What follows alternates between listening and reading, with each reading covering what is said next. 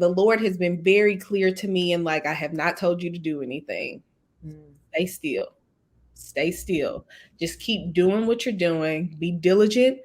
Do it well. Let's be clear, because like God doesn't bless mess. Mm-hmm. I'm thinking about, like, what some older people may say. God Yes. doesn't bless mess. Do it well, but just stay still and keep doing what I've instructed you to do until I give you clear direction that it's time to shift. I'm Ashley White, the host of Joy on the Journey podcast, a weekly podcast all about defining, finding, and maintaining joy on the journey of life. I am so excited about this episode. We may have had to reschedule it a time or two. Life has been happening, Yes. but I'm so grateful that we have the time to meet. And I want to introduce to some of you all and really highlight to everybody this week's guest. Her name is Priscilla Barbour Randle. Priscilla is the Director of Federal and State Government Affairs for Vistra Corporation, an integrated power generation and retail electric company based in Irving, Texas. In her current role, she lobbies throughout the state of Texas, California, and Connecticut and supports federal government affairs on behalf of Vistra and its 5 million customers. However, prior to joining Vistra in 2018, she worked on Capitol Hill, y'all, as a federal Black Caucus Foundation fellow and staffer for former Congressman Cedric Richmond. Y'all, this lady is on the move, and I'm so excited that we got her now at this part of her journey. Sis, thank you so much for joining the podcast. No, thank you so much for having me, Ashley. And I'm so happy to be a part of this incredible vision that you've put together to celebrate women and their journey and, where they've gotten to where they are now. So I'm just happy to be a guest and I'm excited about our conversation. Priscilla and I go all the way back to a couple years ago, where we both found out that we are actually related. My Yes. grandmother and her family, her direct family. I was like, what do you mean? Oh, this is cool. Yes, I know. That was so funny how we found that out. Of course, we share a mutual community through being, graduates of Prairie View A&M University, but then to also find out that we are also family Yes, and found out in the backwoods of Bivens, Texas, when you and backwoods. your grandmother visited my grandmother's Yes. home. It was an exciting connection to make, and I'm so happy about it. Absolutely. So, this podcast is all about defining, finding, and maintaining joy on the journey of life. And Priscilla is proof that Prairie View produces productive people. So, Absolutely. I am excited to hear about how you define joy. It's so funny. I was thinking about this question earlier today, and my definition of joy is it's not a feeling, it's something that you have to find, and it's something you have to continuously fight for. But it's this unshakable contentment, Mm. knowing that despite everything that's happening inside you and around you, you cannot be moved. The joy that you have was put inside of you for a reason. You found it and you have to keep fighting for it. So that's my definition of joy. It has been tested, trust and believe me. I would not be being honest if I would say that this journey has been easy, but despite everything that has happened, whether it's sadness, anger, fear, grief, I've experienced all of it.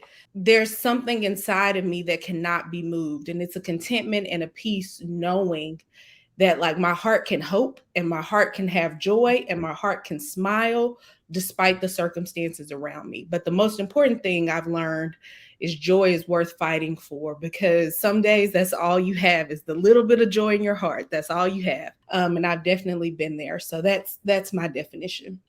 Oh, that's so good. Joy worth fighting for, and the hope, having hope in your heart that there's better ahead. Oh, that's so, so good. So I wonder though, has this always been your definition of joy? You know what? I said it's worth fighting for because there have been days where I've literally had to fight for it. It has not always been my definition, but it's something that I've grown into over the years.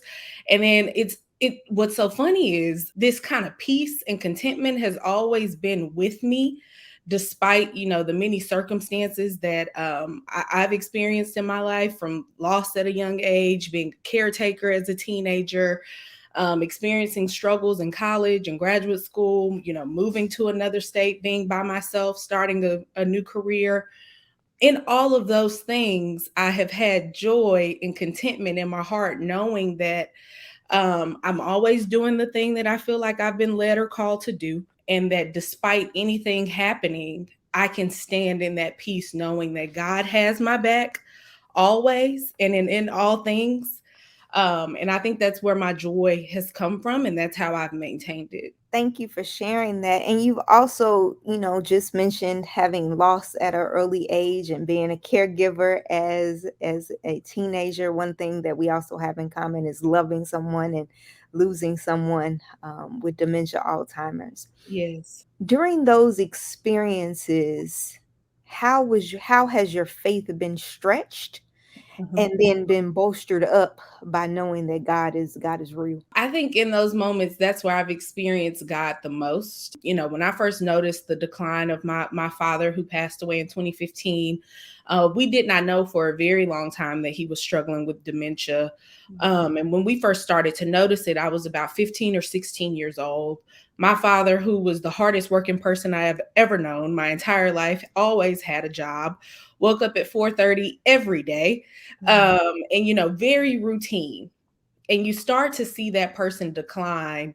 And it is very hard. And at 15 and 16 years old, I kind of had to shift my role in being a child and being a caretaker. And, my mother and my siblings and I did everything that we can to care for him. And in those days, I see my friends, they're doing things that typical teenagers could do on a weekend, and I was not, or, after school participating in different activities. And I was sitting in doctor's appointments. And then, to make the decision to go to college, 3.5 hours away from home, knowing that I would be putting a lot of that burden of the care that my mom and I were providing my dad exclusively on my mom and then on my siblings, was an incredibly hard decision. But I think, my faith was stretched, but also reinforced in that, like, I knew my father wanted nothing more than for me to chase after my dreams. I'm the youngest of four. All of his kids have college degrees. All of his kids completed college in 4 years. That's something that he was incredibly proud of as someone who was not able to attend college. But the beautiful thing is, my dad made sure all of his sisters who wanted to go to college attended college. And he started working at an early age because education meant that much to him. So I knew that we had a shared mission, in that I go and I finish. But the hardest part was, like, my senior year. I was student body president of Prairie View A&M University. I was incredibly blessed to be in that student leadership role. I was taking 18 hours. I was preparing for graduate school, and I was also preparing for my father to go into hospice. And most people had no idea that I would leave Prairie View on a Friday night because I needed to be in Dallas on Saturday to see him, or to help my family, or to, make arrangements. And that's where my faith was really, really stretched. I know God is real. And I know that God gave me the strength to push through that, and gave my dad the strength to push through that, because one thing that he had committed to memory somehow was my graduation date. Like, he knew that I was graduating this day, this time, in Prairie View. And it was like a month leading up, he would call my mom every day, like, "Are you coming to get me today? Today's the graduation." And she's like, "No, not today. We still have a little bit more time." I say all that to say, my dad saw me walk the stage. The president of Prairie View presented my degree to my parents, because that was really important to me, that they be incorporated. And, very few people knew what I was struggling with as a student, leader, caretaker. Mhm. But after that day, my dad never spoke again. Oh, wow. I didn't think I was going to get emotional this early. We're going to blame the pregnancy hormones. But Yes. he never said another word. And I know for a fact that it was God keeping him and giving him the strength to continue to push forward so he could be there and be present and be active in my special day. You know, my dad suffered a great deal in his last year of life from having, amputations, from going from being a fully independent person at home to being in a nursing facility. It was just such a drastic change in such a short time. But my graduation date meant so much to him because that was his goal. All of his kids graduate, they do it in 4 years, and he could see it. The very next day, my dad never spoke again, and his health immediately declined. And within 7 months, he was no longer with us. Mm. And I say I know God is real because I heard my dad speak again 2 days before he passed. Mm. And he said, be sure to tell your mother I'll always love her. And I was like, what is even happening right now? Like, you haven't spoken in 7 months. And then this is the first thing that you say. How is this even happening? And so that was a moment where my faith was tested, but also reassured and reaffirmed that I know God is real. I know love is real. Mm. I know that, to be with his heavenly father in peace because he said everything that he needed to say with the limited words he had. So that's one example of where my faith was stretched, but also reaffirmed. And I feel like after living through, so many years of that, there's very little that can test me. At Mm. least that's what I thought. And then 9 months later, my sister unexpectedly and tragically passed away at 36 years old. So that was also a earth-shattering moment for me because she was a perfectly healthy 36-year-old woman, went in for a routine surgery, came out of that surgery, but never recovered. And it ended up being fatal. And at 22, 23, I'm like, what is happening? Why is my world falling apart? And it's in those moments where I thought that I could not go on or that everything around me was just completely falling apart. And I found this weird peace and this joy that, like, God is doing this for a reason. And I have never questioned God in those circumstances. And the older I've gotten and more time has passed, Mhm. I know for a fact that God was just reaffirming and reassuring me that despite whatever's happening, you can still have peace in knowing that my purpose and my promises are real, and I will always keep and protect you. Mm. Oh, that's so good. I see God in everything, big, little, small. My whole life I've always been like a decent student. Like, I always got like B plus, A minus, just because I've Mhm. always had too much going on. And I was in graduate school, and the semester my dad died was the first time I ever had a 4.0 in my life. And then my sister passed away the following semester, and I had a 4.0, and I was taking like the most difficult classes in my program. And I don't even remember most days, like it was a blur. Wow. I had friends, thankfully, who prayed for me, who brought me food, who would ask me if I've eaten, if I've showered, if I've done just the basic things to Mhm. keep myself up because I could not do that some days. And to see God show himself at the end of those semesters, I believe it was God showing himself in a 4.0 when I've never had that. Mm.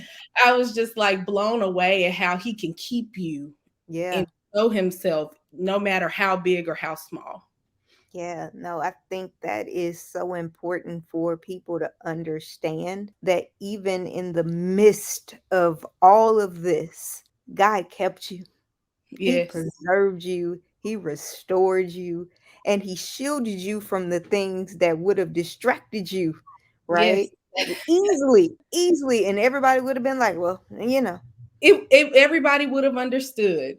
everybody would have understood. Yeah. But it even speaks to your inner strength, and your love and the way you've honored, your father and your sister. And we'll talk about your love for your mom when we talk Oh, about yeah. how you have honored them, but honored yourself well. I want to talk about the importance of a village, the Yeah. importance of partnership and partnering with good people. How important is it that you have partnerships and friendships where they see you, the best in you, even when you aren't able to see it yourself? It is so important. And Ashley, the funny thing about me that people probably won't believe is that like I'm truly an introvert. Somehow I have a job that forces me to be an extrovert. I'm always in positions or in rooms where I'm having to be an extrovert. But people who know me know my circle is very, very tight.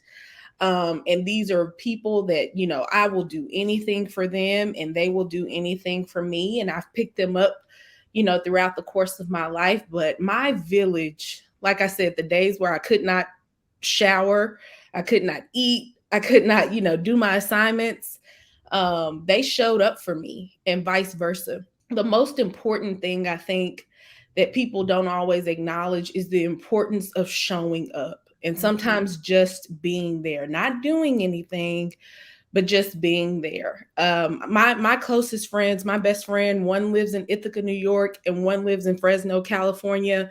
We Wow. don't get to talk every day, but if I called them, I kid you not, right now, and I needed anything, they would make it happen, and vice versa. And I think when you find your village, you have to love on them Mhm. and show up for them and be there for them. Sometimes when they're not able to do that for themselves. And I think that's what has made my friendship so beautiful is that I never have to question the motives that they have. I never have to question whether they support me or they love me. I've never felt like I've had to shrink or feel small or dim my light for us to share, the same room. And I know they feel that same way. And I have friends that I've acquired in being an adult where, I've known them maybe the shortest amount of time, but they cheer for me and they cheer hard and Yeah. they cheer every time. They've never gotten tired of cheering for me. And the feeling is definitely mutual. Oh, that's beautiful. And I thank you for sharing the importance of friendship and support. Absolutely. My mother has a really good friend, Miss Washington. Shout out to Miss Washington. She is a prayer warrior. And she said something to me very similar when my grandmother passed. She surprised my mother and I by flying to Houston for the services. She was here for less than 8 hours. Hmm. Flew in from Chicago, attended the service, and was back on the plane back to Chicago that afternoon. And she said to us while we're weeping in the church, because, oh my God, she came, right? She said, Hmm. love shows up. Always. Always. And that is just so impactful. And I'm grateful for the people in our lives who show up, whether it's the physical presence, it's the text message, it's the Oh, yeah. prayers that you know you are surviving because people are literally praying for your survival. Absolutely. Absolutely. And we've had to, pray for each other's survival. I think about my mom. She has this saying where it's not about kinship, it's about relationship. And Mm. she has said that previously in context of, my father, when they met and got married, already had children from his previous relationship. And she became a part of their village and raised them from very young people to now where like you would think that they were her children that she birthed. But of course, she respects their mother and the role that she plays in their life. But she would always say it's not about kinship, it's about relationship. Mhm. And I truly believe that because on some of my darkest days when I couldn't go to family because we're all suffering or living through the same experience, Mhm. and that may not be the healthiest thing for us to go through together. My village has had to surround me and show me love, so I am a huge believer that you are only as strong as your village. And Yeah, anybody that thinks that they're out here doing it alone, they are living in a false reality. They're delusional. absolutely.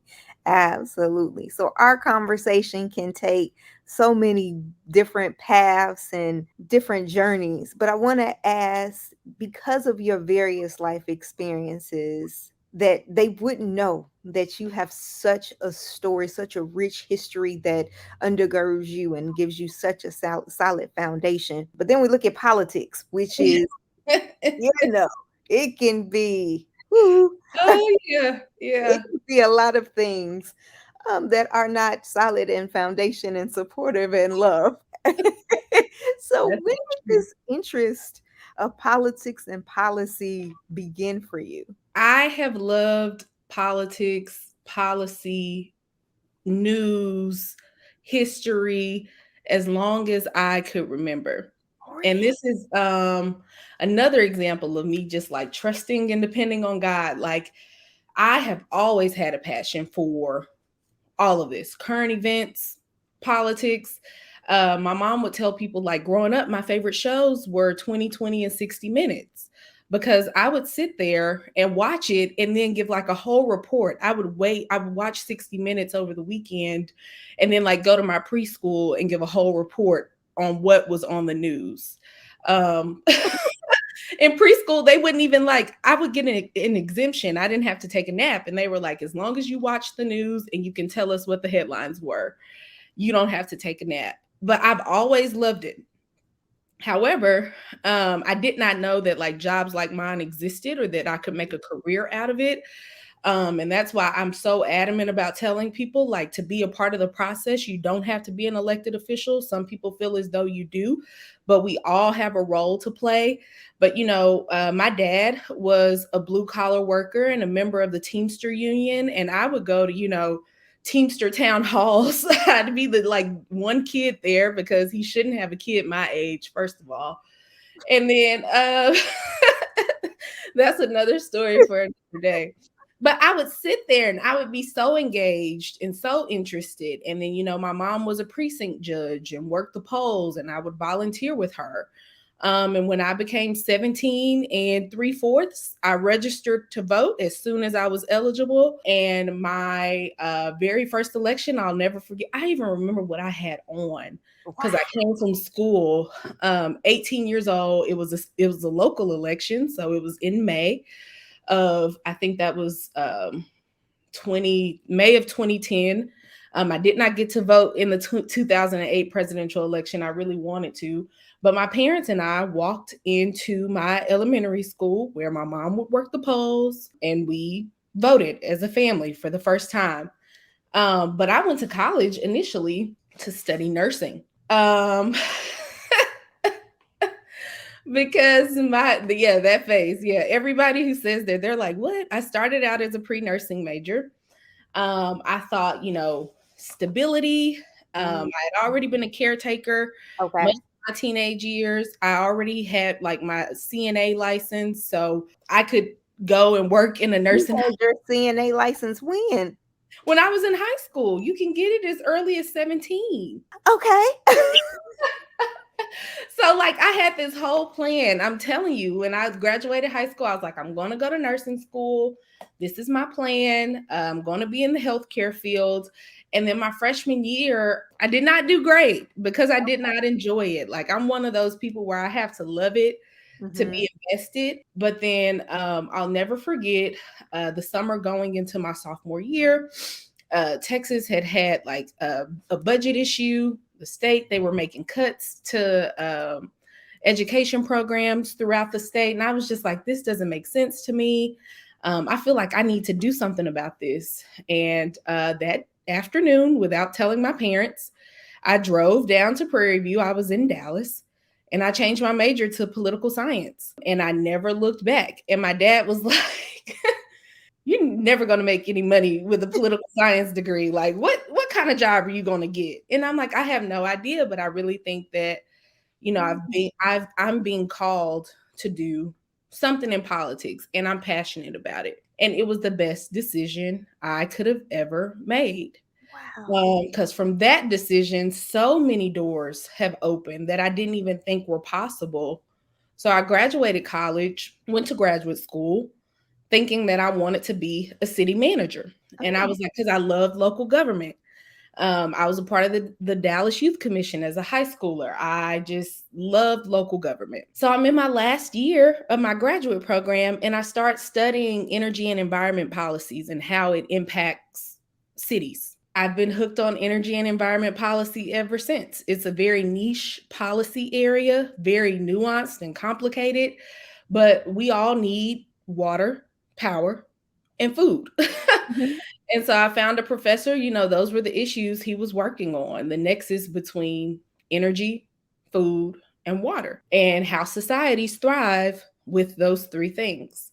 And then I had the opportunity to intern with the company I now work for. It was Energy Future Holdings then. It's now Vistra Energy. And I've been in energy policy now 8 years as a result of that opportunity. And it's just, like I said, an example of being open to opportunities as they come up. Mm-hmm. But also, I've always been careful about not being super prescriptive about what I want to do, and Mm. also about who I want to be, what I want to learn, what impact I want to have, and trust that God will present the right opportunities for me to do whatever He's called me to do in those spaces. So, whether that's working on energy policy at the federal level for a member of Congress and for the Committee of Jurisdiction, or it's what I do now, working in different states, advocating for policies to benefit, like you said, our 5 million customers. It has been, I think, a testament of God knowing what I needed, even when I didn't, and just kind of leaning in and trusting and taking those leaps of faith and betting on myself, but also being prepared when the opportunities come. I want you to know I am over here. I am still stuck on who I want to be. I am taking notes on my phone because that's so good to not get caught up on the title or the Yeah, position yes, or the company either, really, right? Because we right. know companies come and go, That's unfortunately, but it's who you believe God has purposed you and created you to be, the impact that you want to leave, your legacy that you want to leave a solid foundation of, and then yielding yourself to however and wherever God calls you to go. yes. So good. But it's also so hard Oh, absolutely. because, like, I'm a control freak. I know what my strengths and weaknesses are. I even, like, as I'm an expectant mother, as I enter this new journey and I'm thinking about how my professional life will evolve. Like the other day I had to pray. I'm like, Lord, whatever you tell me to do, that's what I'll do. I will trust you. I know that you have already created your perfect plan for me. You know what I want. You know the desires of my heart. And I know that you have my back. Hmm. I'm leaving it in your hands. That's it. That's all I can do. Yeah. Um, and it's truly releasing that false sense of control that we think we have over our lives, and Hmm. just trusting God's plan. Oh, so good. So good. And it's so honest and transparent because I think we have all been in that position where, oh, I really want to do this thing, but God is leading me this way. But you Hmm. sure, God? You Yeah. sure? Yes. Look how shiny that is over there. Come on, God. Come on. Right. Look this Right. way. Right. But that's such a sweet place to be in, to know I am releasing it all to you, Yes. and Yes. you will perfect that which concerns me. And it's hard for people like me who are, I say I'm like a natural busybody. It's Mm, hard for me to be still. And like the Lord has been very clear to me, and like, I have not told you to do anything. mm, Stay still. Stay still. Just keep doing what you're doing. Be diligent. Do it well. Let's be clear, because like God doesn't bless mess. Is mhm. I'm thinking about, like, what some older people may say. God Yes. doesn't bless mess. Do it well, but just stay still and keep doing what I've instructed you to do until I give you clear direction that it's time to shift. Oh, that's so good.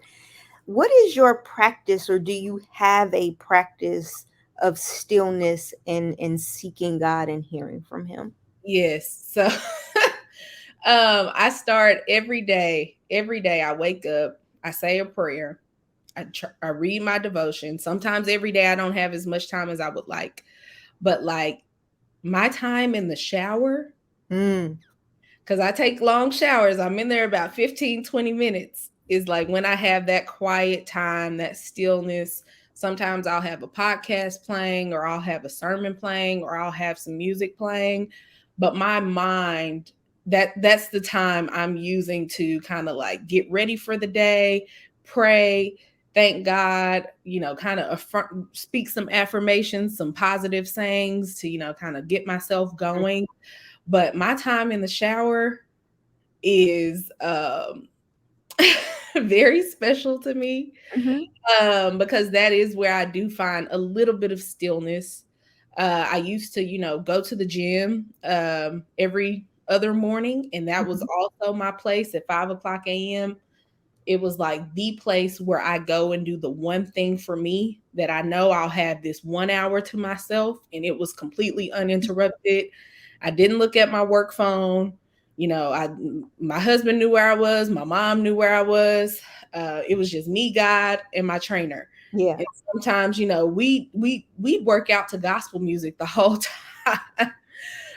Because my trainer, he's just as adamant about like creating this space for you for this amount of time. Mhm. So I would say when I could go to the gym, but definitely the shower every day, I find that stillness to kind of just be with myself, because I do live in my head a lot. So I Mhm. have to have moments where I decompress, kind of reset, and then get ready for the day. Mhm. Yeah, I also agree. I get some of my best ideas in the shower, and I get my best thoughts or something I've been praying about or thinking about going, ah, there it is. And then I'm like, oh, I need to write it down because something also happens once that water cut off. My brain be Right, like, what was that thing? right. That's so true. But it's also something cleansing, literally cleansing about the water and the steam and taking all of that in. Yes. It purifies you in a way, Yes. literally and figuratively, to really be receptive of the moment. So thank you for Absolutely. sharing that. So y'all spend a little more time in the shower.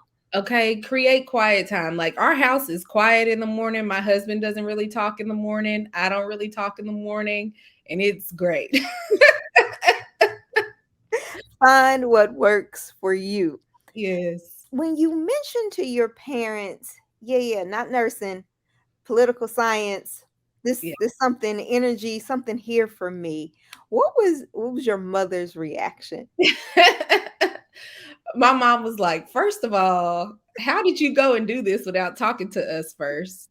Second of all, what is your plan? And I look, my mom will tell you I've been opinionated since the second I've been able to talk, and I've never been shy about sharing that opinion. And I had to remind her, I was like, well, the degree will only have one name on it. Hey.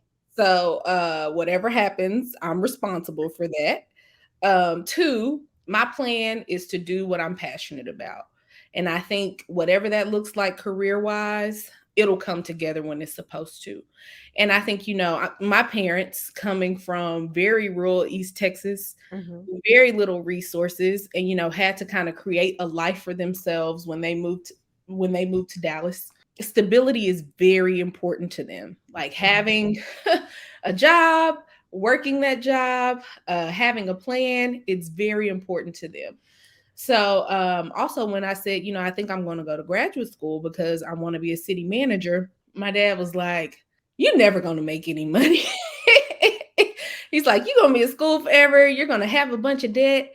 Are you sure that's a good idea? Nursing just brings so much security." So Mm. I think in some ways I've always made my parents nervous because I don't seek security. I'm not afraid of being uncomfortable. But then too, I think they've always trusted me because, like I said, I'm very opinionated. Once my mind is made up, my mind is made up. But also, I think they knew that like I really was certain that this was the right thing for me, and I knew that God would work it out. And they were like, "Whatever, do whatever you think is a little convincing," because they were just like, you're never going to have any money. And there's no stable career in politics. And what do you want to do? Run for office? So part of I think my success was also wanting to prove to them that like, look, you were wrong all those years ago. Look at me now. But then another part was I think they really did trust, and they knew that like I would not do anything that could compromise my my ability to be successful, but also myself, my integrity. And they just kind of they rolled with it, but it took a little convincing. Oh, that's so good. Priscilla, you are a outstanding young woman who is at just the beginning of where God has in store, what God has in store for you. I want to ask, why is it important that more women and people of color get engaged in the political process? Oh my gosh, that is such an excellent question. And I tell people all the time, they think of politics and they think of elected officials, they think of chaos, they think Democrat, Republican, they think, it looks a certain kind of way. Hmm. And I remind people, especially young women, that is my passion. Working with young women who are interested in public service and government, but I try to remind young women of color specifically, there is a place for you, even if you have to carve it out. When Mm-hmm. I worked on Capitol Hill, this was 7 years ago when I started, there were only two Black women who worked on energy policy out of the 435 House offices. Wow. Two, two. And then I look at my industry, what I do now. I'm a lobbyist, I'm a registered lobbyist. People don't realize businesses have political interest as well, and they need people who know the process to help them advocate in Hmm. their best interest and in the interest of their customers or their consumers. Here in Texas, I can name three Black women who do what I do. For companies of a similar size and in a similar subject matter area, and at the national level, less than five. And one thing that we've been adamant about is finding new ways to introduce people to our field, in particular, energy, and Hmm. get them interested in energy policy because whether people believe it or not, everybody wants electricity. Everybody, you need to gas up your car. Hmm. It's an important policy area that impacts all of our lives, but can sometimes be intimidating. And so, finding people and encouraging them and mentoring them and making sure that there are pathways for them is something that I think all of us as women in this industry and Black women in this industry have been passionate about. But I will say, politics more broadly looks like joining or being active in your homeowners association. It looks like registering to vote. It looks like voting in every election. It looks like, if there's a candidate that you support, donating to their campaign. I think for Black people in particular, and Hmm. young Black people in particular, the challenge has been they don't always see how policies and who you elect manifest in your day-to-day life. But Hmm. like, you want that street light on your street to come on, you need to elect a city council person. You care about what your local public schools look like, you need to vote for your state representatives, your state senator, vote for the governor, vote in all of these elections. You care about federal issues, you care about gun rights, you care about civil rights, you care about women's rights. You need to be cognizant of who you're sending to Congress or who your community is sending to Congress.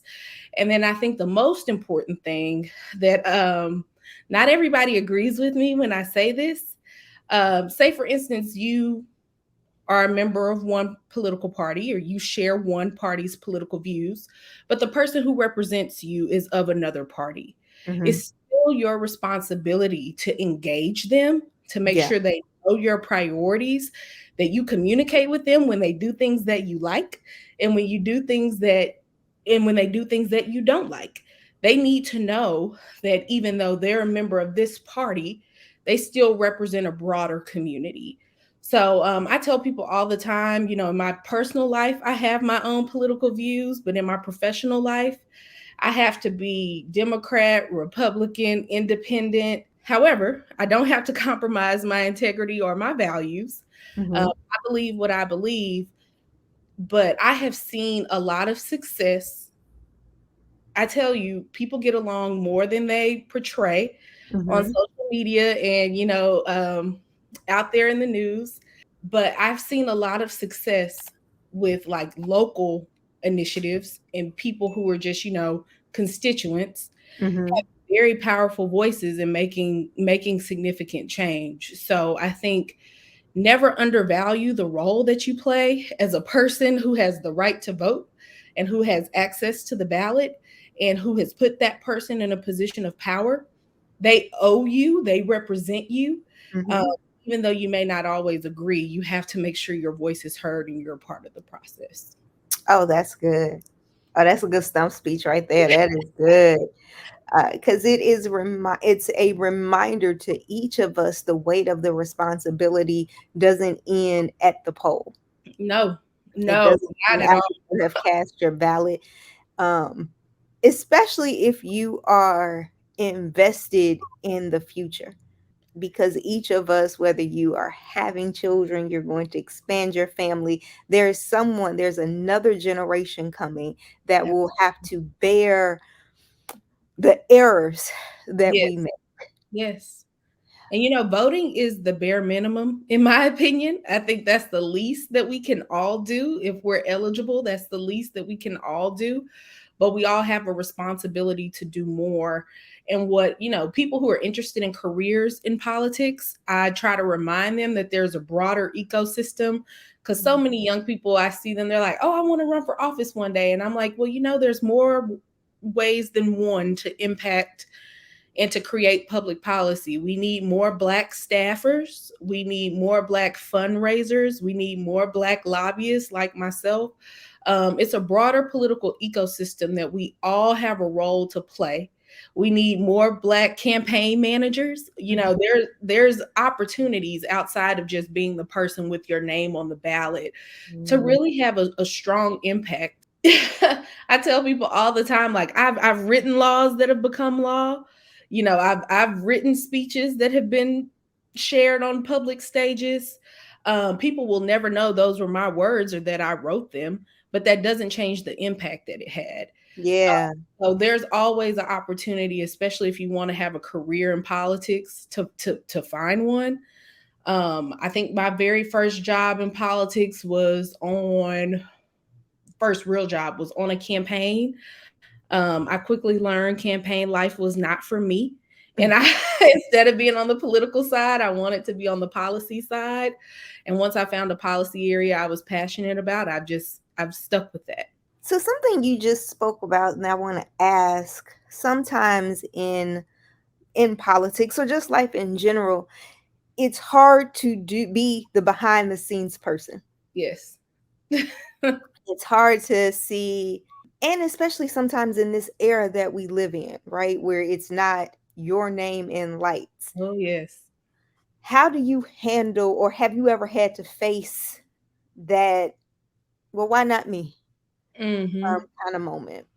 I won't say I've never wanted to be the person that's like on the front end, but I just realized that there's so much power to being the person behind the scenes, being the trusted advisor, being the person that they know they can call if they have questions, if they need, a certain level of expertise.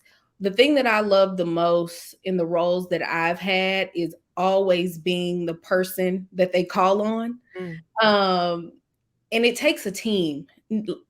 This goes back to what I said earlier. None of us can do this alone. yeah. Even the people that, their names may be in lights, they have a team that's supporting them and helping them grow and thrive and be the best person they could be in that role. And I am perfectly okay with being behind the scenes because I know you can be just as effective if you do your job well. Mm. Oh, so good. So good. Thank you so much for that. I have two more questions in this section because I see we're running short on time and I want to get to these. How important is mentorship? And who has been your greatest mentor to date? Oh, Why? ooh, ooh, I can't name names because they're so many. But But okay, if you don't want to name names, what are some of your greatest mentors' qualities? yes, I will do that. I believe that mentorship one is a two-way street. There's a mentor and a mentee, but it has to be mutually beneficial. Like, I don't believe you go in as a mentee, for example, expecting to just receive, receive, receive. You also have to be willing to give. I kind of break my mentors up into two categories, which of course I have my mentors, but then I have like my cheerleaders. And these are the people that provide mentorship, but they cheer for me too. Their best qualities is they are always honest with me, whether I like it or not. When it's hard, they're honest with me. And then two, um, one person comes to mind, and I'm not going to name her name, but you have interviewed her previously. But they invest in both you as a professional, but you as a person. And they care about the things that you care about, and they're willing to help you find solutions. Mhm. I have one mentor. She's been my mentor since I was 15 years old. And not only does she show up for me, she's honest with me, she cheers for me, but she creates spaces for me. So Mhm. whenever there's an opportunity and they're like, oh, who's someone that can, she never hesitates to say Priscilla. And I have other examples of that, and I've been blessed and fortunate to do some of the things that I've done because I've had mentors who have spoken my name in rooms that I was not in, and also Right. for things that I was not prepared for. And Mm. they're just like, "Oh, you got it. It's fine. I got your back. Just do it." And sometimes they direct me to do things and they don't ask me to do things, and they're just like, "Trust me." So I think there's, this mutual agreement that we are here to support each other. Yeah. Uh, there's openness and honesty. There's unconditional support, but there's also like a willingness to create space and opportunities for me. And they'll tell you, I'm not doing this for everybody. I'm doing this for you.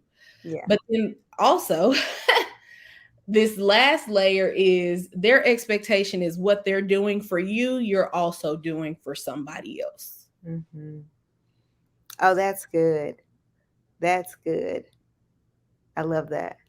And yes, I appreciate she's a very good friend. Very, very good friend. I don't want to name drop because I'll have to start name dropping Yeah, everybody. no, it's okay.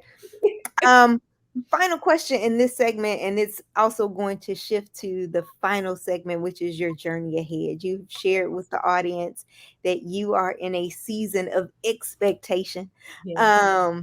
and preparation as you are in these last couple of weeks before the birth of another world changer. As you are preparing your mind to take on this new role, Mhm. in this season of transition. How has that been? Oof. It has been some days I'm like, I have no idea what I'm doing. I'm so scared. Like I will be responsible, my husband and I, for creating a safe environment for this person and shaping them and molding them and loving them. And it's like, where do I even begin? And there's no, like, manual for parenting. There's no matter the YouTube videos you watch, like, you're never prepared. But I think in this season, everything that I've talked about in this last hour, I'm just having to really lean into this. Like, God's like, oh, you say you trust me, but do you really trust me? um, you say you're not going to worry and you're going to lean on me, but are you really going to lean on me? And I think this will just be another opportunity to trust God, to trust the village that we've created. I did not mention my husband previously in that village, but like, if I'm being honest, he's been the best partner that a woman in my world could ask for, and that he's the most supportive, encouraging person you'll ever meet. He is my number one cheerleader, my number one fan, and he's like, whatever you want to do, just do it. Like, I know it'll be fine. And I know that's the type of father he'll be as well. So I have an incredible supportive partner who I know. I'm having a little boy, a Mhm. little black boy. So it's very important that I know that he'll have him as a strong mentor and guide. So it's a season of uncertainty. It's a season where I am being tested in all the things I say that I believe. But also it's a season of excitement. Sometimes God gives you what you need when you weren't planning for it or expecting it. Mm-hmm. Our beautiful surprise here has changed me already just through the 9 months of being pregnant. It's like my priorities changed overnight. I've always been like a very career driven, mission driven person. And it's like the most important thing I can ever do in my life. I'm doing it right now. I'm becoming a mother. So my priorities have changed a lot. So I'm very excited to see how I take, old Priscilla and kind of like fit it into the to this new journey of motherhood. I know I will forever be changed. Our family will forever be changed. My priorities will forever be changed. And I'm just excited to see how God will prove himself again Mm-hmm. through this beautiful life that we're creating. And I just, every day, I'm like, Lord, help me to support whatever purpose you've given him. Help Oh, me just like help mold him and shape him into who you want him to be. We're just a conduit. He is yours. We have him for a brief time. I don't own him, but I will love him and I will protect him and I will try my best to make sure that we create the best life possible for him. Just keep me in your prayers. absolutely, I'm not absolutely. perfect at all, and it's like this is an adjustment, but we're gonna figure it out. Yes, you will. I think that answers my last question, which is your hope for the next 5 years. I believe that has already been asked and answered. If someone has an interest in policy, or there's a young girl who is watching 2020 and CNN and she's all on MSNBC and has a heart and a passion but doesn't know that Yes, lobbyists exist, is are there resources that you're aware of that they can get more information, or if they had questions, are you available for contact? always available. And you can find me on social media at Priscilla Barbour Randle. I answer DMs if I receive them. But also, I sit on the board of an incredible organization based here in Texas called the Polychick Foundation. And the whole purpose is to ensure that there's a place and a role for women to be involved in civic life. It's nonpartisan and it has a presence across all 254 counties. I strongly encourage girls and women who are interested in getting more engaged in their community to look up Polychick Texas. We celebrate women. We are preparing for our second annual bravery brunch where we celebrate the women who are the people who are behind the scenes galvanizing their community, whether they're the poll workers or they're the social action chairperson for their sororities. We think it will be the everyday women across Mm. the state that'll make the biggest change, because that's just what we do, whether it's in our homes, in our churches, or in our neighborhoods. These women are showing up and they're making a huge difference in our outcomes politically. So I highly recommend that organization. I would also not be where I am without the Congressional Black Caucus Foundation. So I encourage every young person who's interested in a summer internship, whether you're in college or if you have your graduate degree or some type of professional degree, the fellowship program, it is what truly launched my career. I had opportunities that like I would not have had otherwise without participating in that program. And then here in Texas, I would also encourage young folks, young women, to look into the Texas legislative internship program, the TLIP program that's sponsored by Texas Southern University. It's an Okay. opportunity to work at the Texas Capitol during the legislative session.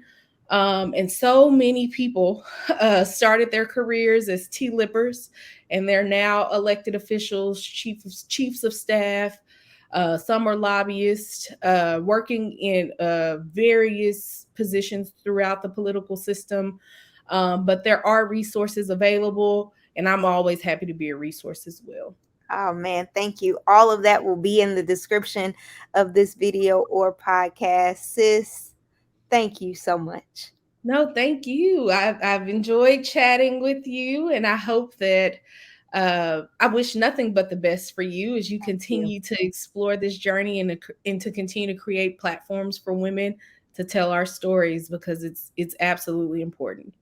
Yeah, y'all, I know I have been uplifted and encouraged by Priscilla's story. And I know you have as well. So, in the comments, please drop your favorite takeaway, those things that you're like, yeah, let me look more into this. Let me figure out what are they doing over there? Let me ask more questions and be more invested.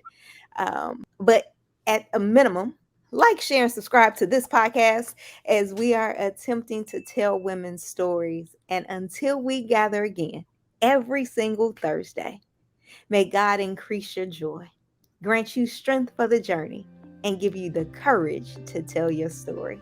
Bye, friends.